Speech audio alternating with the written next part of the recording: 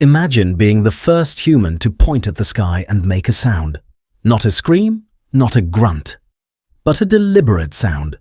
One that meant something, one that another person actually understood. That moment, whenever it happened, wherever it happened, changed everything. Before that moment, we were just animals surviving. After it, we became something the world had never seen before. A species that could share ideas, pass knowledge from one mind to another, build something bigger than any one person could carry alone. But here's the question nobody really stops to ask. How did that actually happen? Who invented language? How long did it take? And what happened to the people who refused to go along with it? Let's go back. Way back. About 2 million years ago, our earliest ancestors, Homo habilis, were making tools, but almost certainly not talking. Not in any way we would recognize today. What they had were calls, alarm signals, emotional sounds, basic grunts that meant danger, or food, or stay away. The same kind of communication you hear from chimpanzees and gorillas today. Functional, immediate, but not language. True language, the kind where sounds carry specific meaning, where you can talk about things that aren't in front of you, where you can describe yesterday or imagine tomorrow.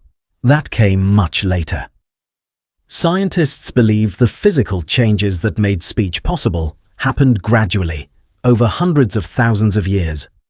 The larynx dropped lower in the throat. The tongue became more flexible. The brain developed regions specifically dedicated to processing and producing complex sounds. Broca's area and Wernicke's area, two parts of the brain critical to language, began to develop in Homo erectus around 1.8 million years ago. But having the hardware doesn't mean the software was running. Most linguists and archaeologists agree that something significant happened between 100,000 and 50,000 years ago, a behavioral explosion. Suddenly, Homo sapiens were creating art, jewelry, ritual burials, complex tools that required planning and instruction to make. All of this points to one thing. People were talking, not just communicating, talking, discussing, planning, teaching. The oldest known evidence of symbolic thinking, ochre engravings found in Blombos Cave in South Africa, dates to around 75,000 years ago. You don't make symbols if you don't have a system of shared meaning. And shared meaning is the foundation of language. But here is where it gets complicated. Language leaves no fossils. Words do not survive in rock or bone. Everything we know about the origin of language is reconstructed from indirect evidence. Brain anatomy, tool complexity, burial sites, and cave art. Which means the honest answer to when language began is this. We are not entirely sure. But our best estimate places the first true human language somewhere between 50,000 and 100,000 years ago. Now here is the part of the story that most history books skip entirely. Did everyone agree on the same language? Of course not.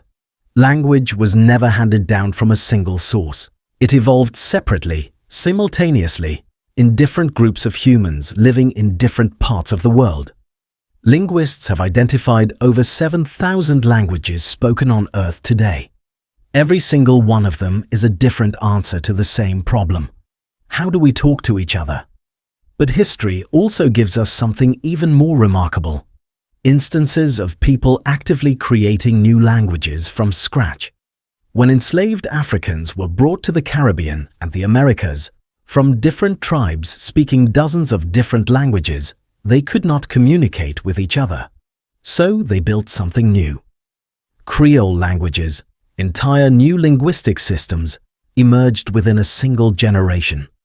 Not borrowed, not copied, built from pieces of different languages, shaped by necessity, stabilized by community.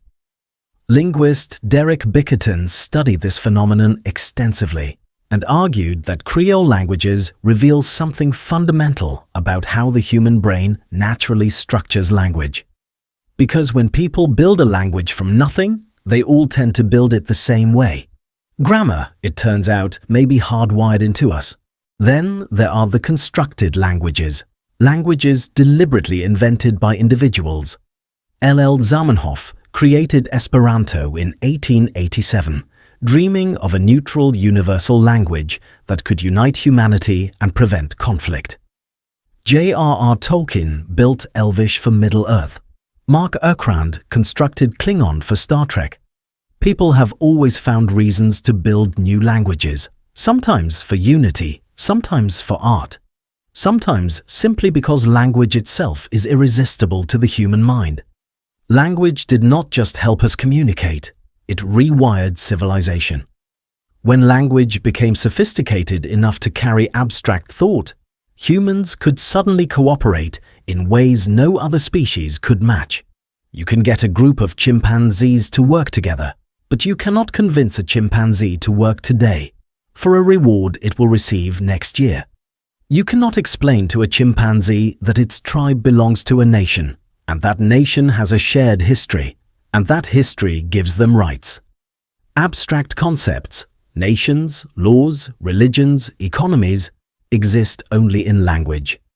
Historian Yuval Noah Harari argues in his book Sapiens that what separates humans from every other animal is not intelligence, but the ability to believe in shared fictions. Money is a fiction, laws are a fiction, nations are a fiction. All of them exist only because enough people agree to talk about them as if they are real. Without language, none of them exist at all. Steven Pinker, in his landmark book The Language Instinct, argues that language is not something humans invented like the wheel or the printing press. It is something that grew in us, a biological instinct, as natural to a human being as sonar is to a bat, or web spinning is to a spider. Every human society ever discovered, no matter how isolated, has had language, no exceptions. That fact alone tells us everything. Language is not a cultural achievement. It is what we are. So let's come back to that first moment. The first deliberate sound. The first time one human made a noise and another human understood exactly what it meant. We will never know who that person was. We will never know what sound they made, or what it meant, or where they were standing when they made it. But we know what happened next. That sound became a word. That word became a sentence. That sentence became a story. That story became a history. And that history became everything you see around you right now. Every book ever written, every law ever passed, every song ever sung, every conversation you have ever had with someone you love. It all started with one person pointing at something and making a sound, and another person pointing back and saying, "Yes, I understand." If this made you think differently about the words you use every day, subscribe. There's a lot more where this came from.